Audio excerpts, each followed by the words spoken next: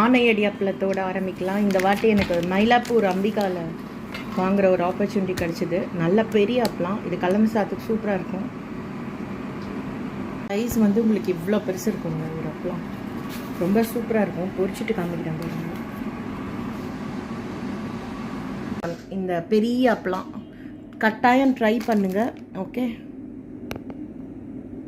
பெருக்கு கரையோரமாக போய் ஃபேமிலியாக உட்காந்து அந்த நீருக்கு பெருகிறதுக்கு தேங்க்ஸ் சொல்லிட்டு அந்த ஆற்றுக்கு பூஜை பண்ணிவிட்டு அங்கே கலந்த சாதம் சித்ரான்னங்கள்னு சொல்லுவாங்க, அதை வந்து சாப்பிட்றது. இது வந்து இன்னைக்கு பிரியம்ஸ் கிச்சன், பிரியா மகேஷ் கிச்சனில் ஆடிப்பெருக்கு ஸ்பெஷல் வந்து நல்லா நெய் சொட்ட சொட்ட சக்கரை பொங்கல், புளியஞ்சாதம், அப்புறம் தயிர் சாதம், ஜவ்வரிசி வடாம், அப்புறம் ஆனடி அப்பளம் சாப்பிட வாங்க.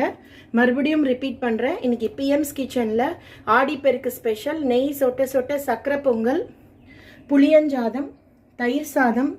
இது வந்து பீர்க்கங்காய் பொரிச்ச குழம்பு. அவியல் பண்ணால் மீந்துரும். இங்கே நிறைய பேர் இல்லாதனால இந்த மோட் ஆஃப் லிவிங் வந்து கம்மி தான் பண்ணுறது.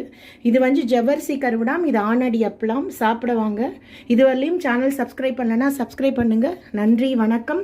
இந்த ரெசிபி சக்கரை பொங்கல் அண்ட் புளியஞ்சாத்துக்கான ரெசிபி வந்து டிஸ்கிரிப்ஷன் பாக்ஸில் இருக்குது. பொடலங்காய் பொரிச்ச குழம்பு டிஸ்கிரிப்ஷன் பாக்ஸில் இருக்குது. அதே டைப்பில் நீங்கள் பீர்க்கங்காய் பண்ணலாம். இதுவரையிலும் சப்ஸ்கிரைப் பண்ணலன்னா சப்ஸ்கிரைப் பண்ணுங்கள். அன்புடன் உங்கள் பிரியா மகேஷ். நன்றி, வணக்கம்.